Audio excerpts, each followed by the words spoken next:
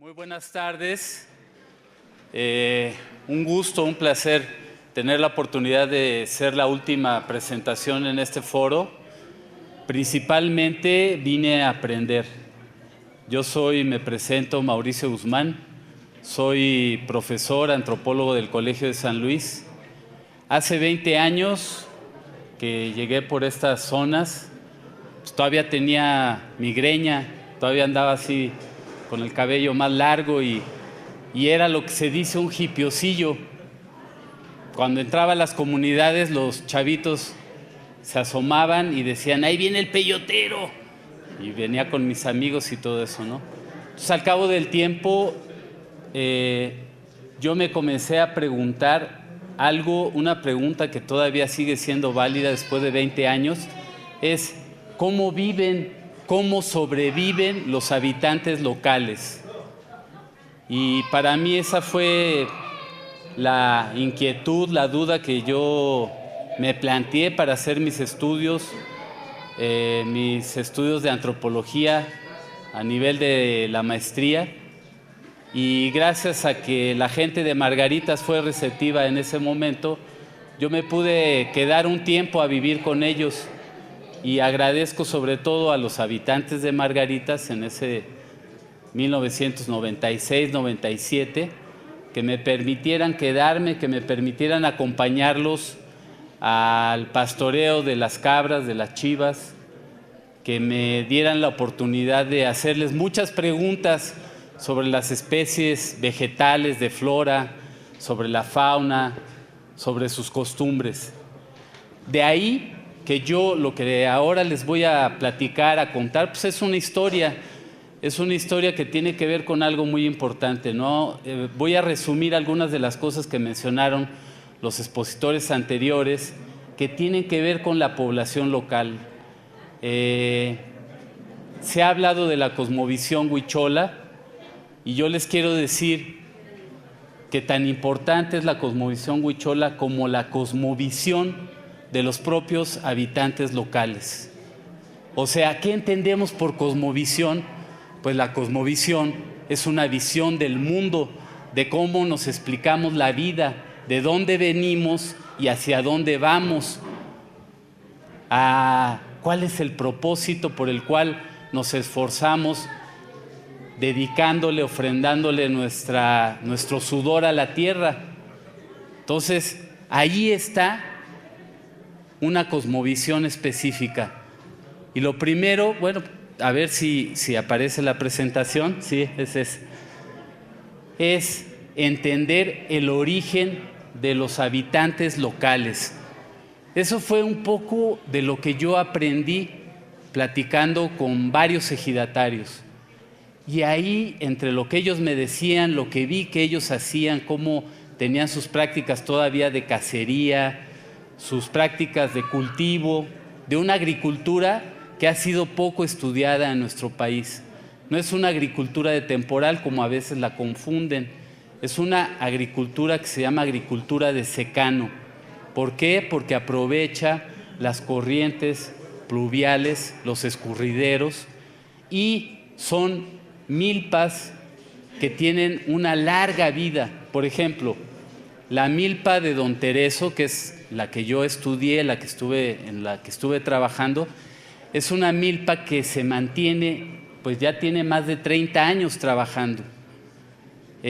Don Tereso, sus hijos y antes su papá realizaron toda una serie de obras para contener, para conducir los escurrideros de agua, aprovechando los arroyos naturales, porque ese desierto que vemos ahí está lleno, está tatuado de arroyos naturales. Cuando llueve, ustedes ven todos esos arroyos cargados de agua y esa agua se conduce a lugares específicos en donde se quiere realizar la agricultura. Parte de la identidad de los habitantes locales está vinculada, lo mencionó Tunuari, me parece que lo mencionó Cristian, está ligada al conocimiento nómada, específicamente de los grupos huachichiles, que eran quienes ocupaban este territorio. antes de la llegada de los españoles y cuya cultura se remonta, alguien decía, 10,000 años. 10,000 años es el periodo en donde en Europa se comenzó a descubrir y a trabajar con el trigo. Estos grupos no tenían cultivos como ahora los conocemos, sin embargo, reproducían una cultura que tenía una larga antigüedad y que estaba vinculada a la recolección de ciertas especies vegetales y a la cacería. Un resabio de esta cultura es todo el conocimiento acerca de los hábitos de ciertas especies animales. Y todavía en algunas localidades, por ejemplo, se utiliza el palo conejero. No sé si algunos de los presentes, de los habitantes locales, saben, han escuchado o todavía utilizan el palo conejero. El palo conejero es con el cual se realiza la cacería de la rata de campo. Bueno, este es un pequeño conocimiento de otros conocimientos más sofisticados acerca del clima. Los habitantes locales saben cuándo va a venir la lluvia, cómo se va a presentar el año. Algunos habitantes de aquí me han dicho: Mauricio, siento un dolor aquí en mi hueso, fue una caída que tuve, un accidente, y siempre que me duele es cuando van a venir las heladas. Y ese conocimiento solamente puede ser adquirido viviendo en el lugar, ¿no? Entonces, por una parte, tenemos un conocimiento nomádico, un conocimiento sobre las especies, sobre el clima. A la llegada de los españoles, los indios huachichiles no fueron exterminados. Ellos pudieron mezclarse, intercambiaron a sus hijas, algunos se fueron al monte y no quisieron ya saber más de esta civilización que los conquistaba, pero muchos otros mantuvieron intercambios con los nuevos pobladores. ¿Qué otros nuevos pobladores llegaron? Pues llegaron los indígenas tlaxcaltecas.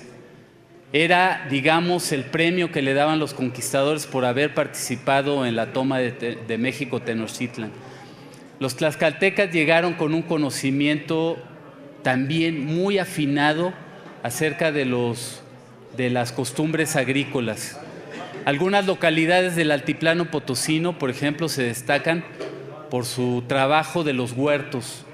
Es gente que trabaja muy cercano a la ciudad de San Luis Potosí, que cultiva legumbres, que tiene huertos.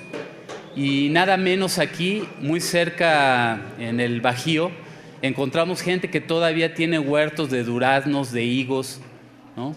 En lugares que son como oasis. Este es un conocimiento especializado.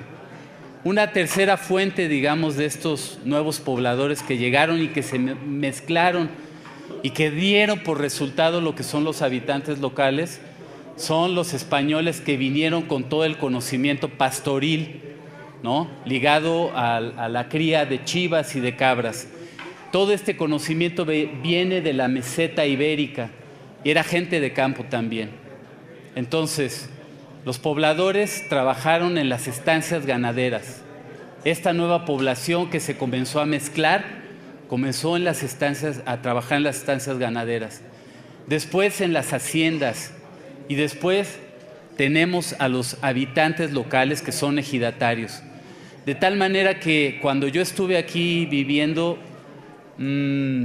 tenía muy fresco los estudios que habían hecho otros antropólogos, hablando de los rancheros. Hablaban de los rancheros de la Sierra de Jalisco, ¿no? De la Sierra del Tigre. Y hablaban también que eran personas que se la habían rifado, habían ido como frente colonizador a ocupar nuevos territorios, que eran productores relativamente independientes.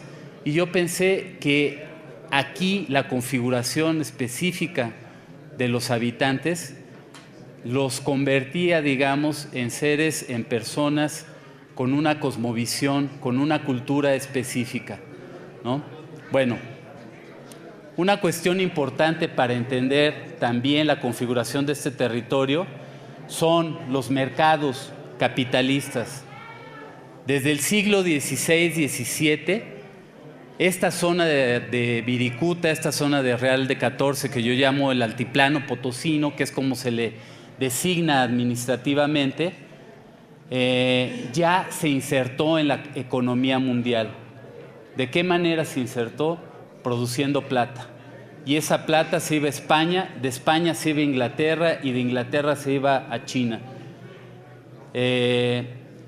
Toda la cría de cabras en esa época, que habían manadas, hatos ganaderos muy grandes, toda la grasa de la cabra se iba a las fábricas de velas, y esas velas eran las que alumbraban a la minería, ¿no?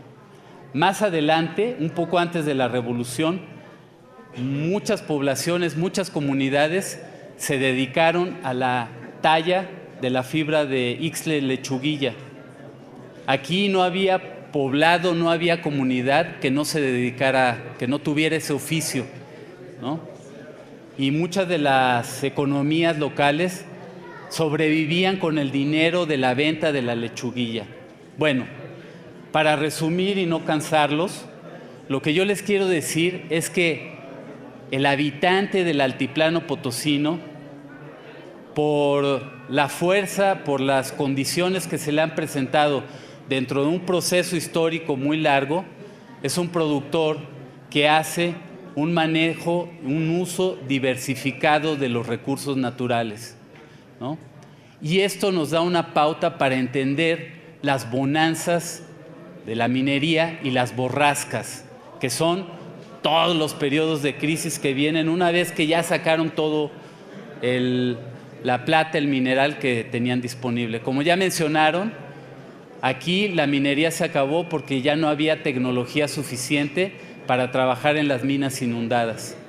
Entonces, un nuevo ciclo minero se nos presenta, está ya así en el horizonte.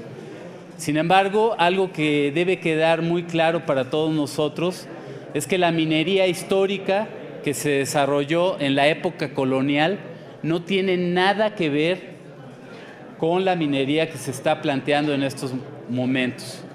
Es una minería que ocupa poca gente, mucha tecnología, que es muy voraz, muy rápida en sus procedimientos, y que aquí lo que tenemos como opción para cuidar Viricuta como el jardín que todo mundo merece, es apoyar las actividades diversas, las actividades productivas que pueden ofrecer diversas alternativas.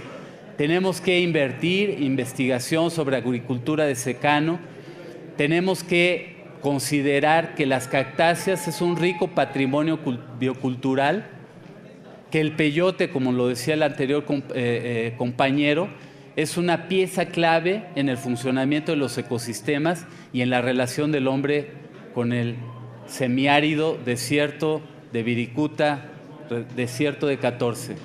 Ya me están cortando en el tiempo, mucho provecho y que se la pasen muy bien.